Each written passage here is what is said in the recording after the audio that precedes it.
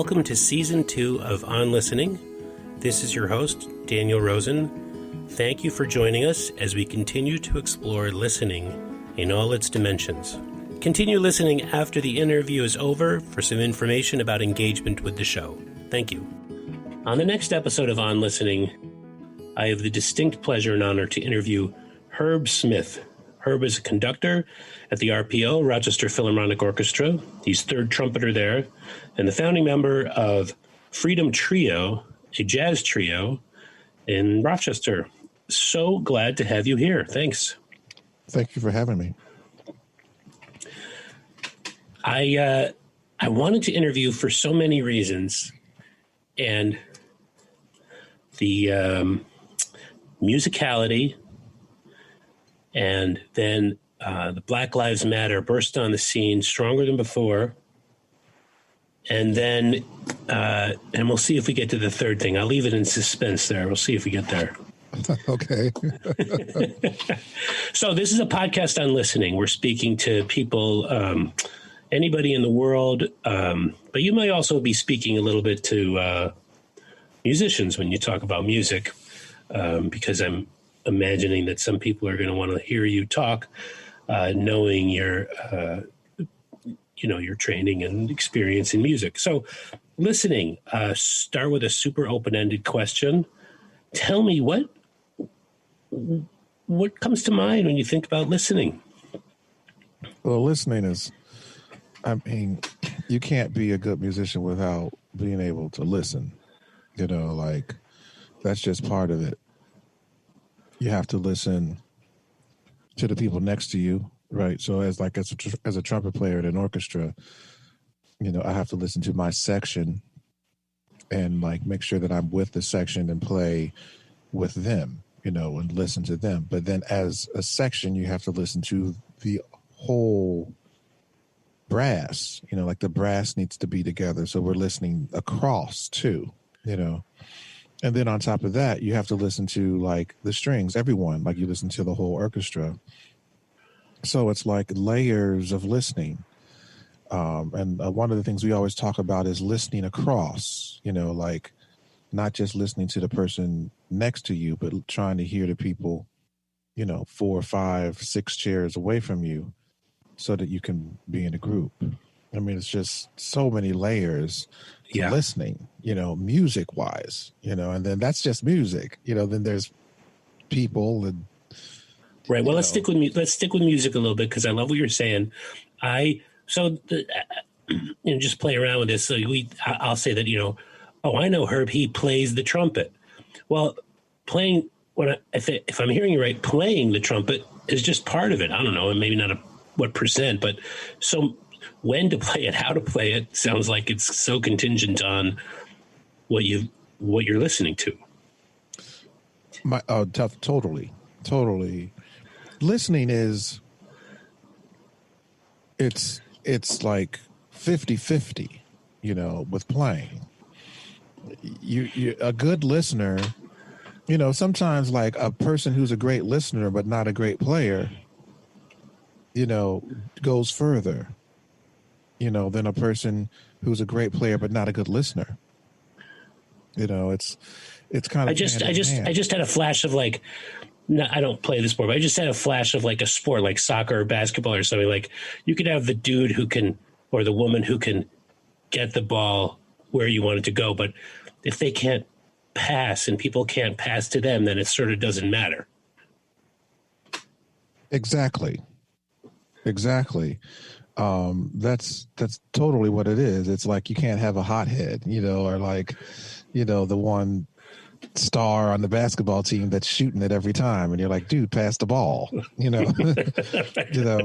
So that's really important to have listeners. And even within the orchestra, there's different roles of listening, so for example, the first trumpet player in the orchestra is going to try to lead the brass section by listening to not so much listening to the brass, but listening to the other sections, so that he's making sure he's playing with the strings, with the French horns, with the clarinets. And then like as a second or third trumpet like me, it's my role to listen to him so that I'm just with him. You're just microseconds behind each other. Yeah, just I want to be right with him. And then if he's putting it where he feels it should be and I'm with him, then I'm good. And that's really kind of how the brass and a lot of sections in orchestras work. So the first person really has to lead and not listen to the other players, the other trumpets so much. And then like your roles switch, depending on where you are. It's interesting. It's really just the concept of listening as you're performing. And then on top of that, like there's like when I'm playing in my jazz group, then there's a bit of listening to the audience too, while you're playing, like trying to connect with them and hearing what, like if they're responding to what you're doing, then you will keep that going. Many levels. I've always, when it comes to jazz, the improvisation, it seems like it feels like there's, and I'm sure there is, a secret code. Like we, the audience, will watch an improvisational riff move within the group, but a lot of times I can't see how that's happening. I don't know. It looks like magic from the audience. Well, yeah, I mean, it's, there's a language that's spoken by musicians, especially in a jazz situation, where you kind of just know what the person's doing based on how they're saying it. So you're listening to how they're playing, and then they're telling you what's going to come next sometimes. And there are even some groups that have certain listening cues. For example, like the group will get into a certain groove, and then the trumpet player or whoever is the leader at that time may play a certain passage or a certain lick or something that is a cue to tell the band, let's go forward. So the band has to be listening to that player when he plays that cue. Then they go, okay, now we're going to go to this. And then he'll play something else. Okay, now we'll go to this. So like that's a very higher level of listening that what could happen in a smaller group, that kind of listening can't happen in like an orchestra. You know what I mean? Like, yes. It's just too, it's you're making me feel like an insider. I feel like it, like hearing this, I like that as I listen to you, I love that feeling of like you're letting me in, you're letting me in a non-patronizing way of like, hey, this is what we really do. It's very, it's a cool feeling. So tell us, all right. So we just, our producer has a child who plays jazz. What's a tip? What do you want, if you could reach, 100,000 youth musicians, what's a tip on listening? What's the thing you want to make sure they are getting in their musical education for reaching their potential as a musician? Well, for jazz and for improvisation, it's important to do some pre-listening, so like you can't,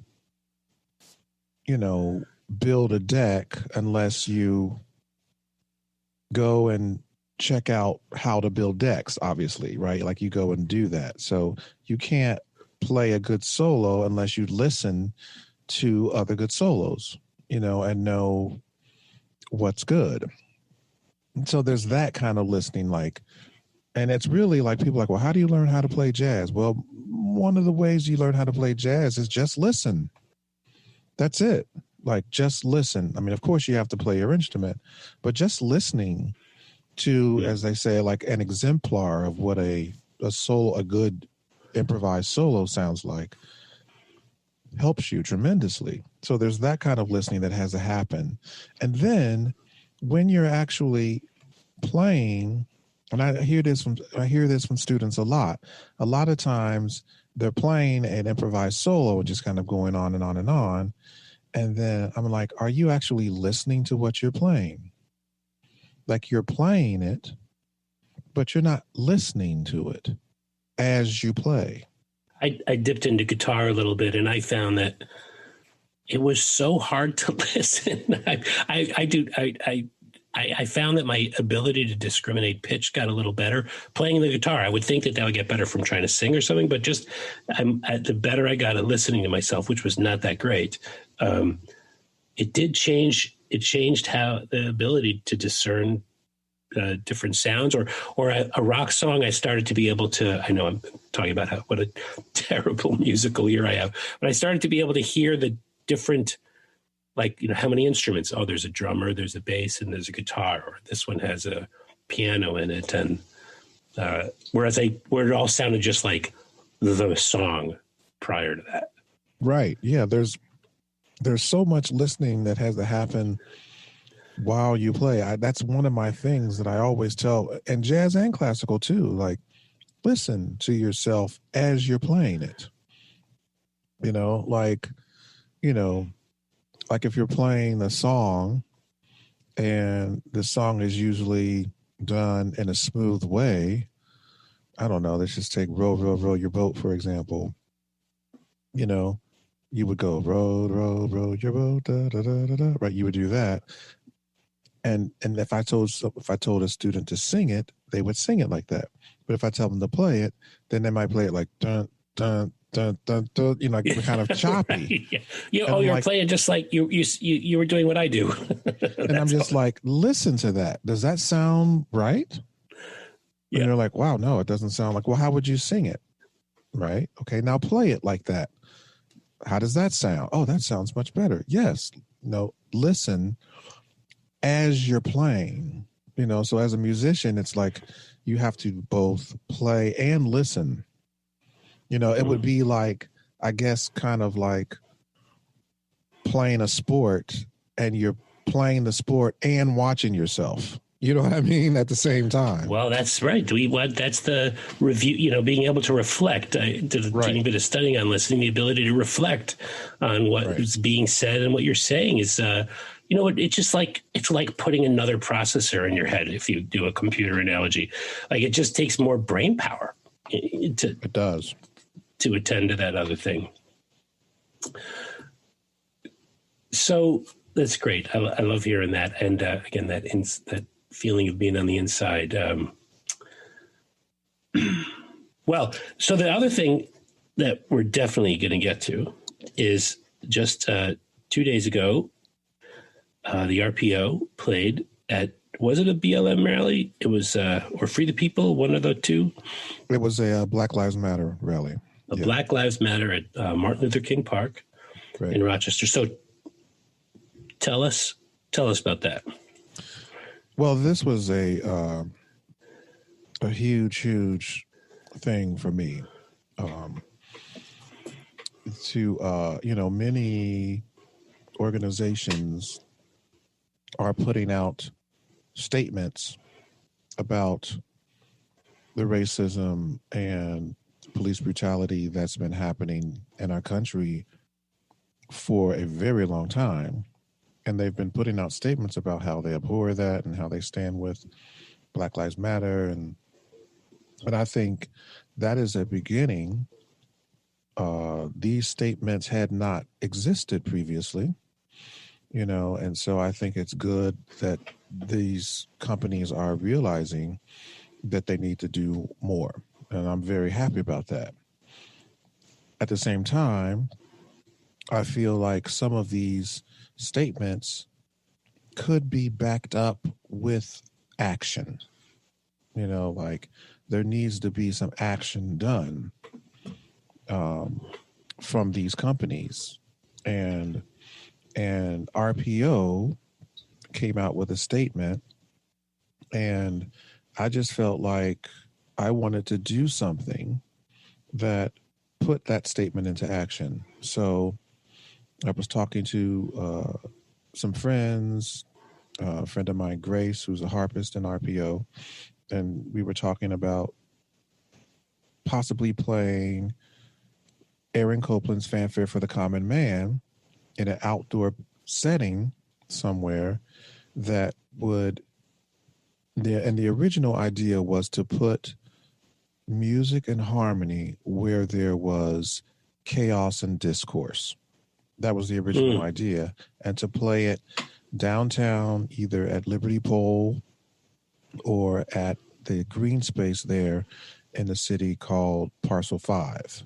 And that was where there was looting and rioting, and the police had rubber bullets they were shooting. I mean, there was a lot of stuff. So I wanted to just change the energy of that a little bit and put art and music right there.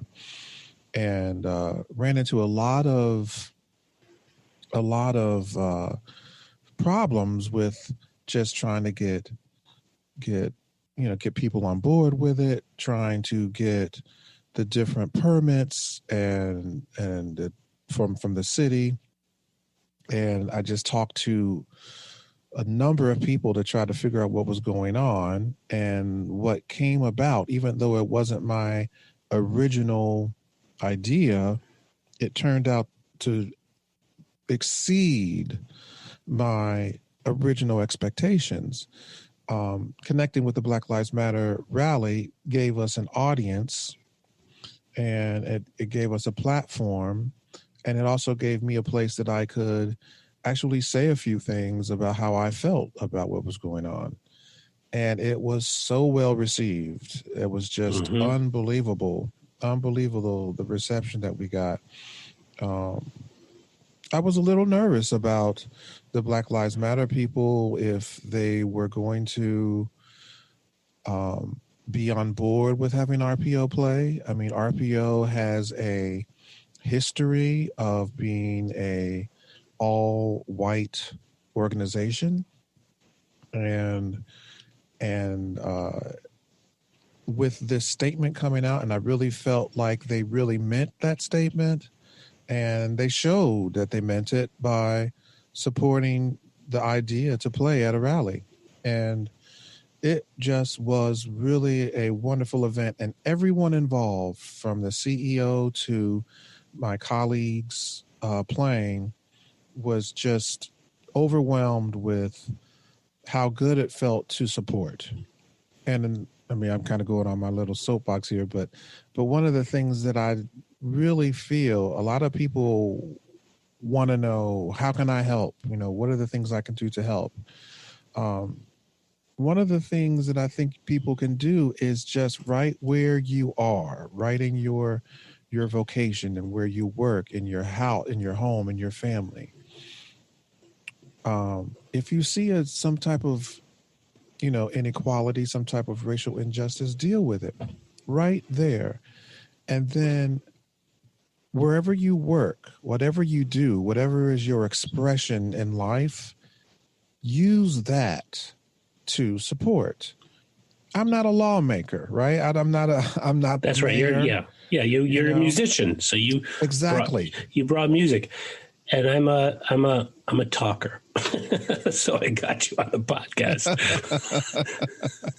Right. Exactly. But that's what I'm talking about. Like, whatever people do, do that to support. I mean, I think some people try to make people feel guilty about not doing this or not doing that, or you need to do more of this, more of that. And I think, if you feel like, what, I feel I need to go to my councilman, I need to, and then by all means do that. But the first place to start is from what you do. Well, so what you don't know is that today I'm releasing a podcast that, so this is June 29th. Today, my producer and I are releasing an interview with Todd Malloy, who's until tomorrow on the board of the American Association of Sex Educators, Counselors, and Therapists. And an African-American man, he said the same thing, Herb. He said, people are looking for something to do. He said, just do what's right where you are. If everybody, it's maybe a little utopian, but if everybody did something from right where they were, if in the bank, there's a policy on redlining, and you work in that bank, just do something right there. Exactly. Speak up about it. Exactly. And Todd said the same thing. And there's a lot of stuff on social media about 1 billion things or 75 things that I full disclosure, haven't read that. Maybe this is one of those things, but it's nice to hear you, a little congruence here. Two people saying the same thing. Oh, that's cool. Cause I hadn't heard him say that. No, that's right. Yeah, it's not released. It's coming out today. Right. Yeah. I mean, I'm just saying that's great. I mean, and I was talking to a person who works, is a teacher, and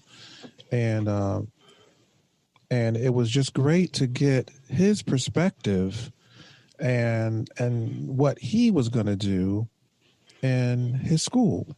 You know what I mean? It's like everyone can do something. I also think like there's a listening that's going on now in the country for African Americans, right? There is if you will, I don't want to use this word, but kind of like a permission that is being accepted. I think you're saying listening to, so America, white and black and Latino and other ethnicities, is listening more to the voices of black people. Yes. Keep going. And that some of the traditional roots of power that would suppress, not listen to, turn the channel, are tuning in more. And in fact, it's happening at a pace where people who previously tuned out are trying to catch up. That's correct. But I think, and this is kind of just my own kind of thinking here, and I'm still working through the thoughts a little bit, but there is an acceleration from black people. Yeah. That it's like, okay, wait a minute.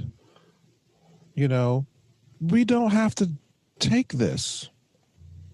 It's an acceleration of black people.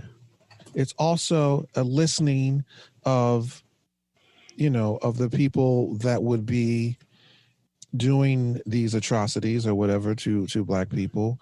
It's just an entire thing, like a listening and a back and forth that's starting to happen, that's going up. And I know I'm like talking a lot here, sorry, but like, and it's an acceleration of the world going up, if you will, in consciousness to realize, wait a minute, this ain't right. Yeah. I mean, like if you think about the things that have been happening, like the Me Too movement, right? Like there's certain things that happened in the world, in this country, that were just okay, right? And now they're not. Me Too movement, Boy Scouts, Catholic Church, Black Lives Matter, like gay marriage. Who thought that was coming? Right. It was so visionary way back. Right. There's so many things now that have been in place for years that now they're starting to be seen. I'm gonna apply your own method to this again, and I appreciate your caveat that you're just thinking off the top of your head, because I am too. But you talked about pre-listening. You're talking about if you want to be a great soloist, then you got to listen to. I'm assuming you'd say Miles, but you got to listen to people who played before you. And so maybe what we're getting now, maybe the performance that's happening right now, there's been a lot of pre-listening. There's been a lot of it's all. The rehearsal, in a way, is sort of come together in a way. Yeah. That it's getting through better. Yes. I agree with that 100%. Oh, good. I was thinking about, I had a little teeny bit of that in-group feeling when you said that something's happening to people of color. I want to see if I got this right. I think you were saying that there's something, because I'm not a person of color. So I think what you were saying is that people of color are having maybe an increased sense of freedom or something, like we can speak louder. We're being heard. Am I on the right track there? Was there something you said about that? Yes.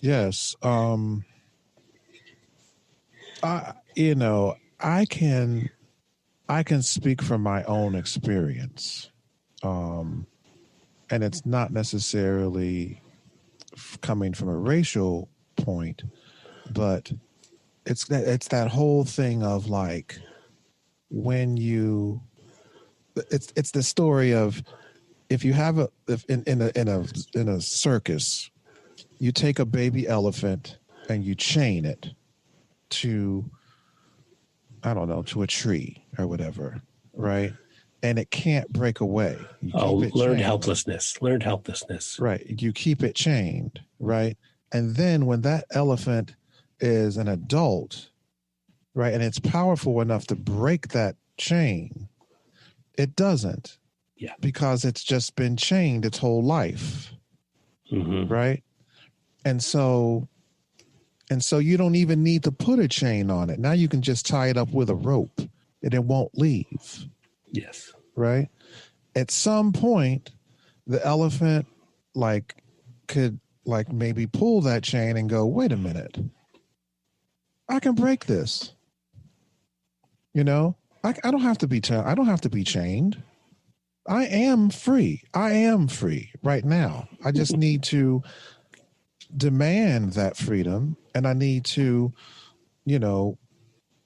put in place the things that would stop that from happening. And I think that is part of what's happening.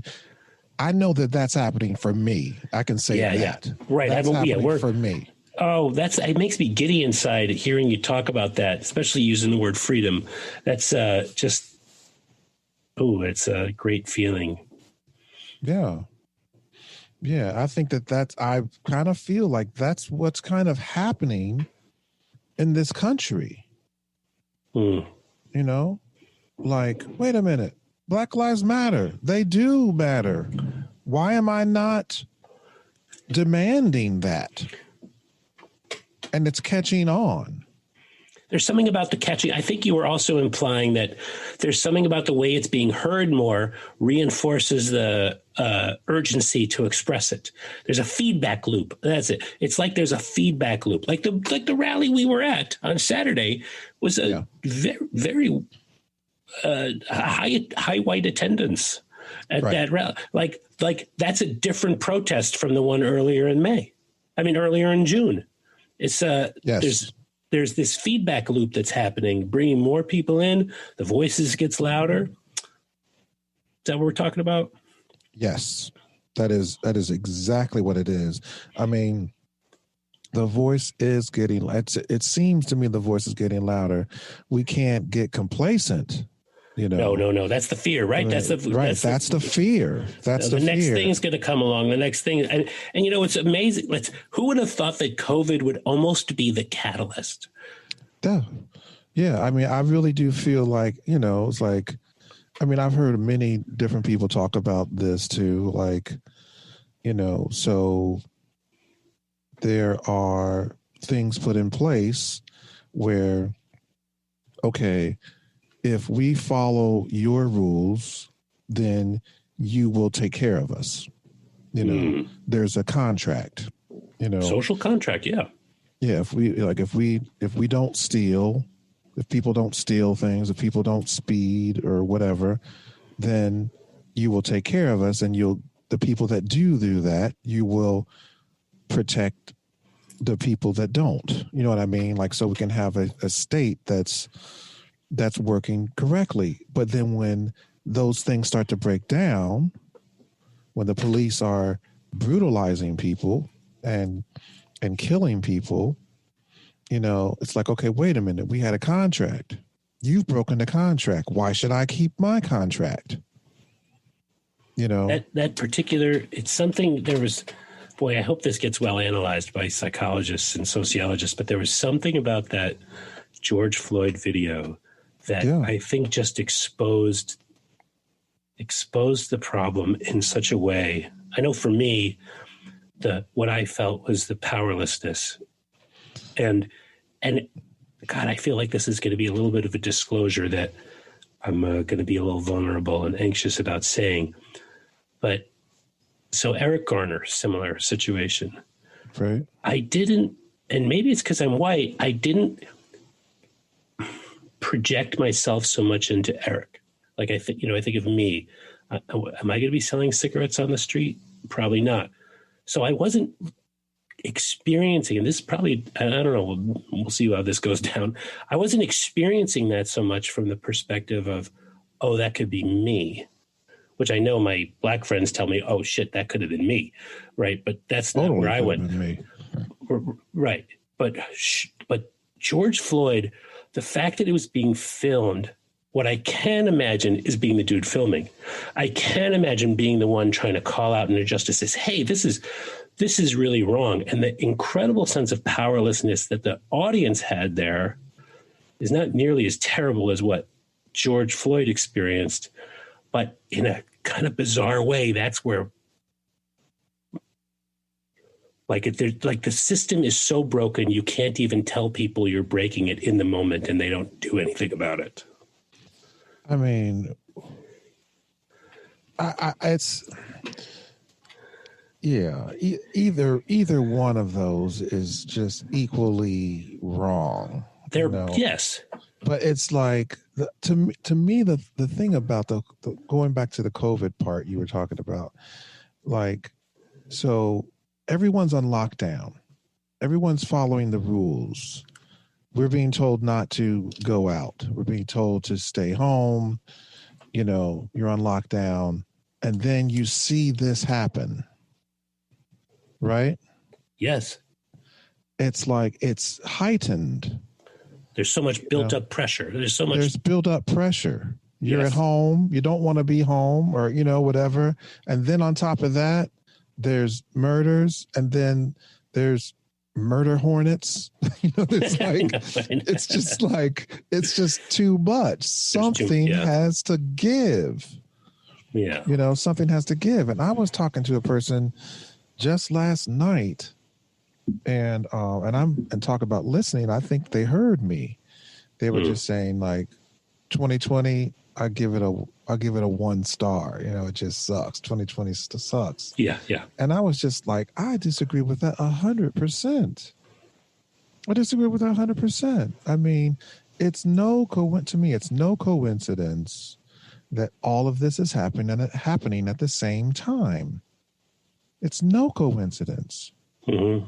Everything is happening at the same time. Like, one of these things is enough, but right. Everything happening at the same time, it's allowing and it's forcing people to really think, and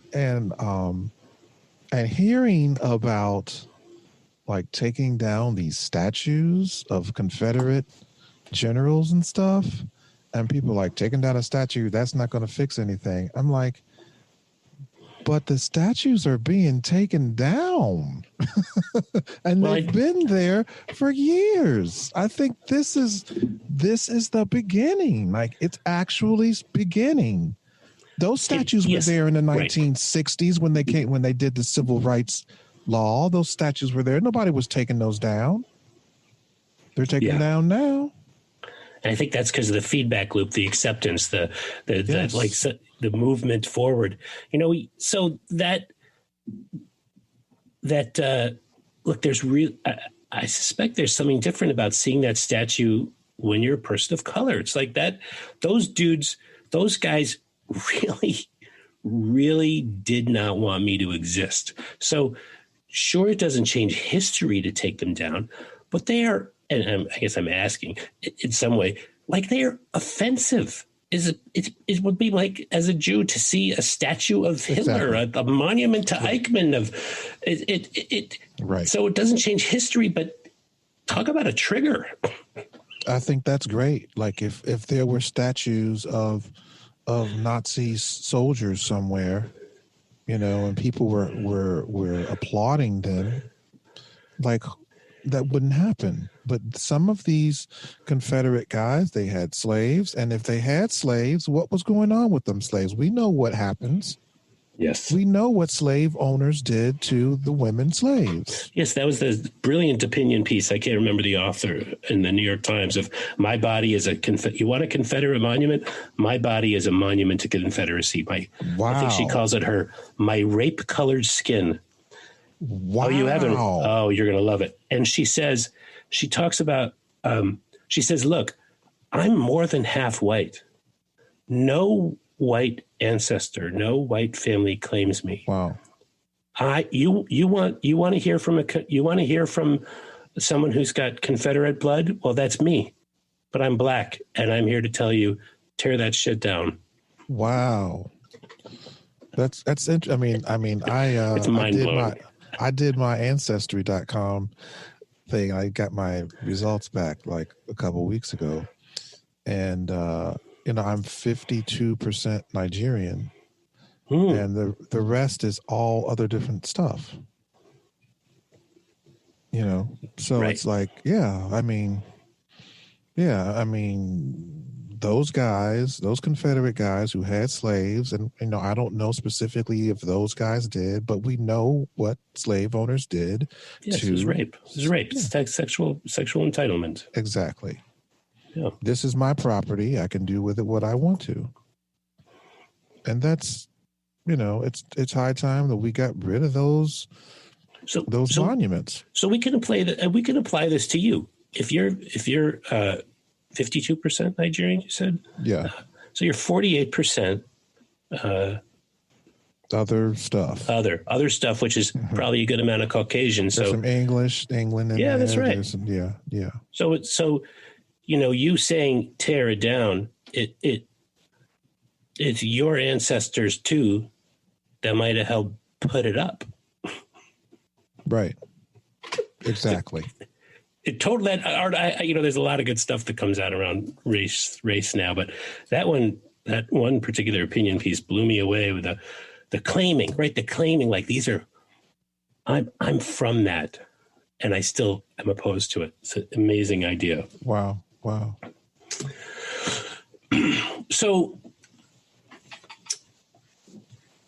and what it told me too, and it speaks a little bit to the conundrum I have with you. So that woman was intentionally trying to speak as a person of color for many people of color. Like she said, my body, but there's a lot of people with what she would call rape-colored skin. And so I hear you earlier saying, look, I'm not speaking for all people. You're just speaking for yourself.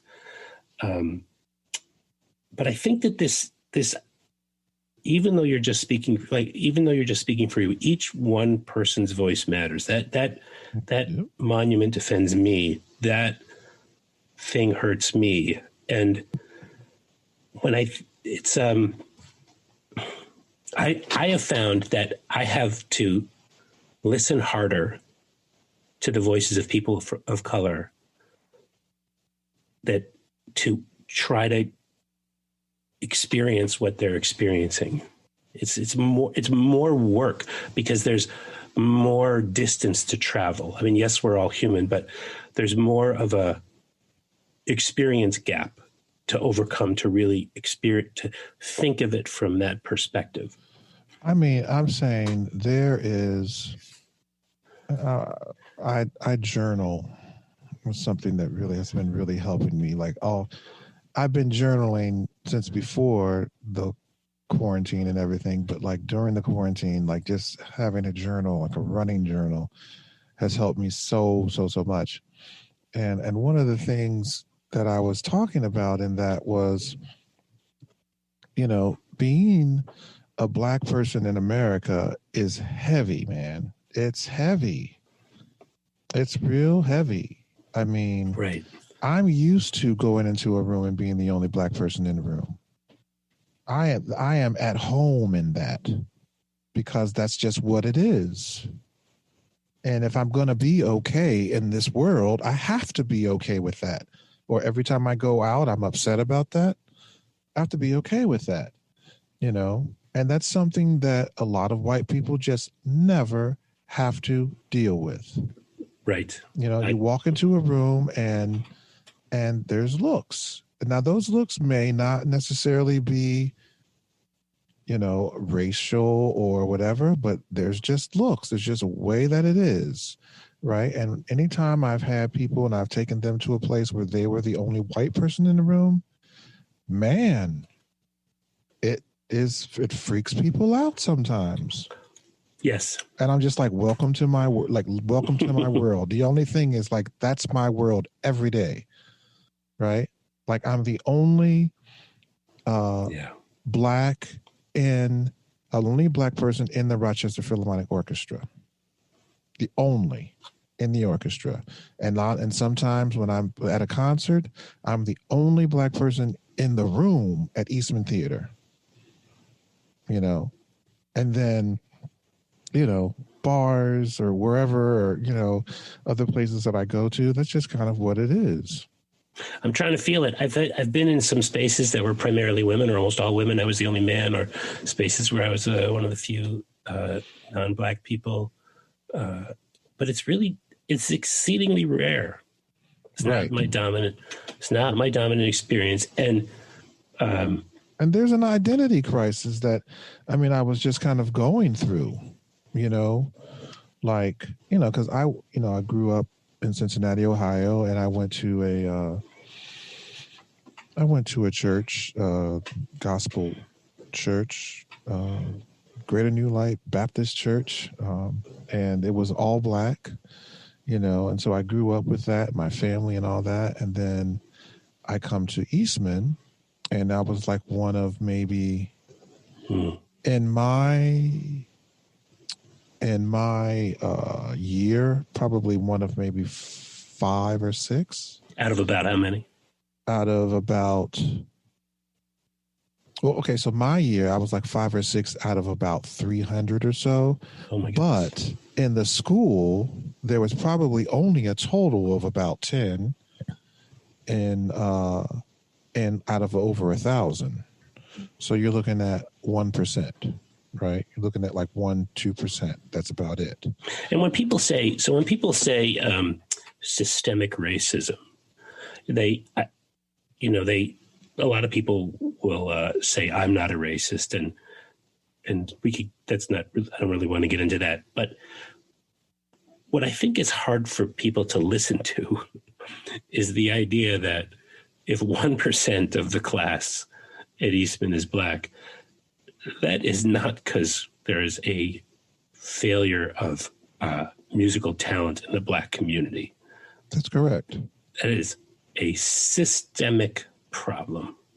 It is. I think for this city, you know,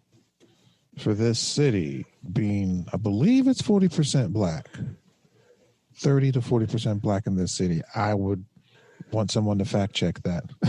Yeah. Is the fact checker or somebody, is there a fact checker on this line? We could go as more than 1%. Right. It's more than 1%. Like, it needs to reflect that, you know, it needs to reflect a little bit more of that. Yeah, I mean, there are ways to get the people that need to be here, the black people to have diversity. There are ways to do it. And it's just across the board. It's across the board. Like CEOs, like I think there's like maybe 4 black CEOs in the Fortune 500. You know, there's just so many not things. Representation, right? It's clearly not right. So right. Yep. And it's not like, and even, you know, I was listening to Cornel West talk, and he's like saying, we're not asking to just put people in there and that aren't doing a good job.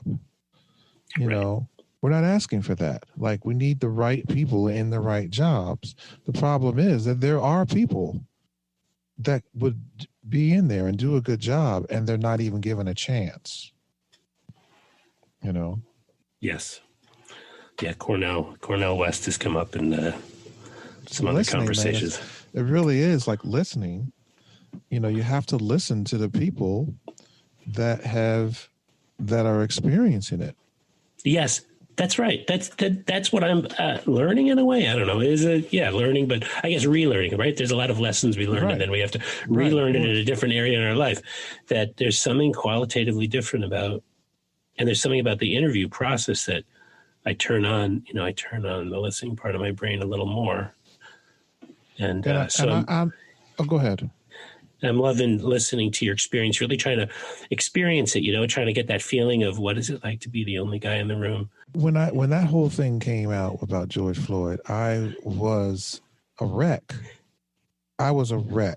Like, I was depressed, for a few days.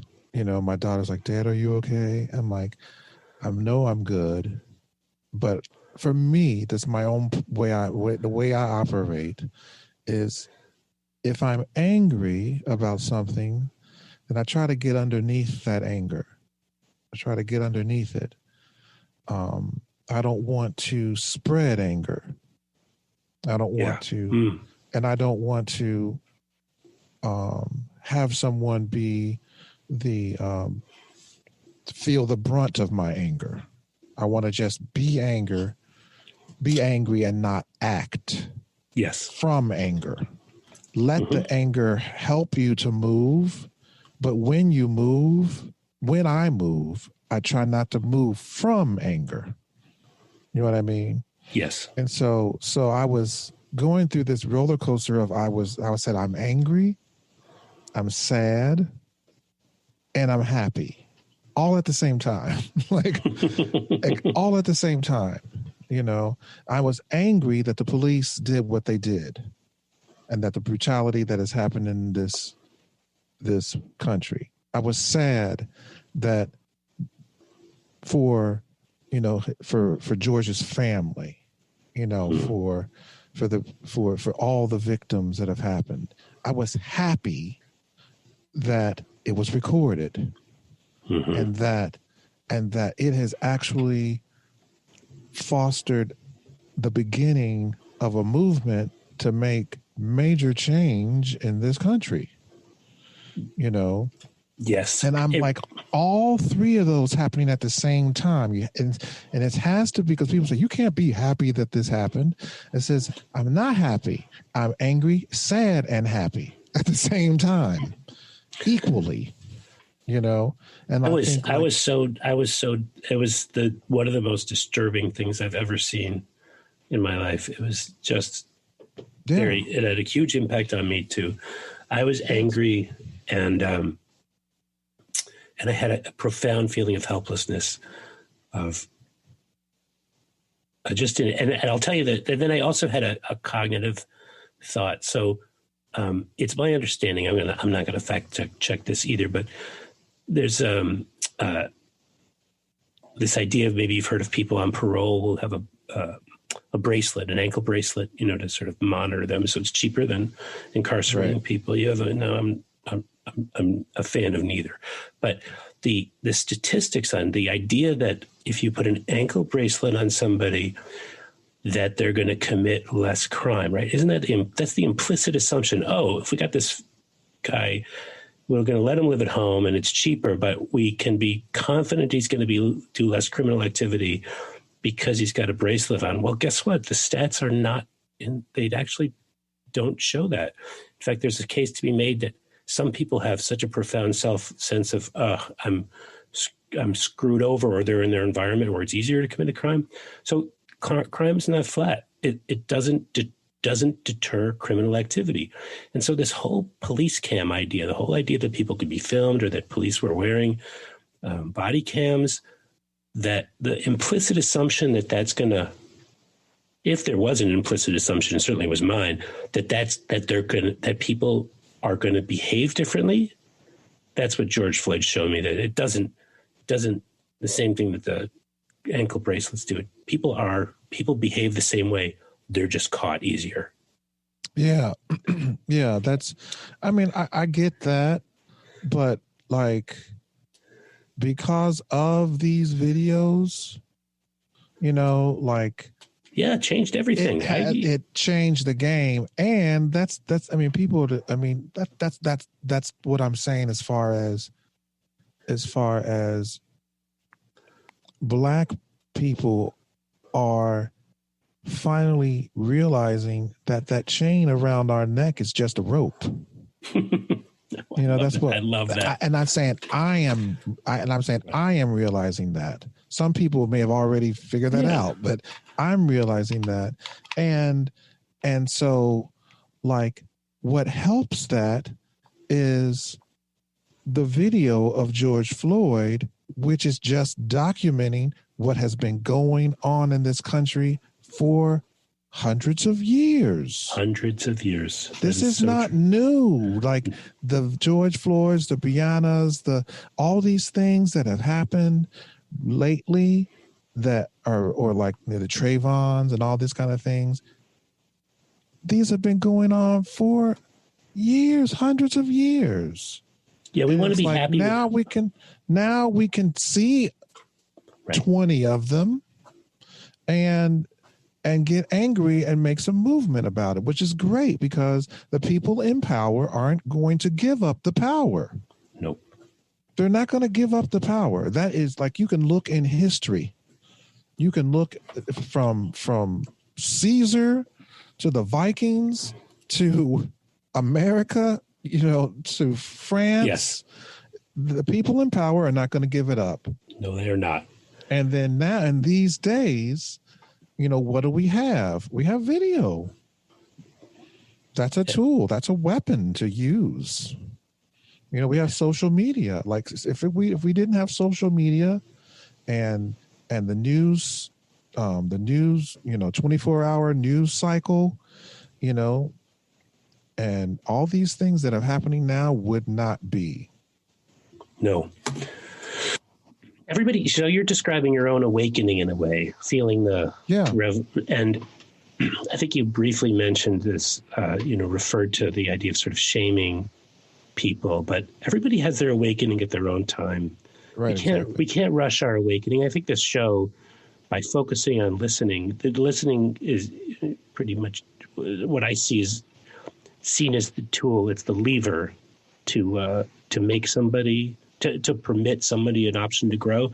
If you listen, then that information can do something within you. And so that video helped me listen in a way. It helped a lot of people listen in a different way. And there's been other revelations in the past. And there'll be a new thing that'll open a new vista, a new way of seeing things. Exactly. And we'll listen to that. Yeah. Yeah. I mean, and this goes to what I was talking about before, like the Me Too movements, the Bill Cosbys, those type of things. It's like now we're listening to those women. Yes.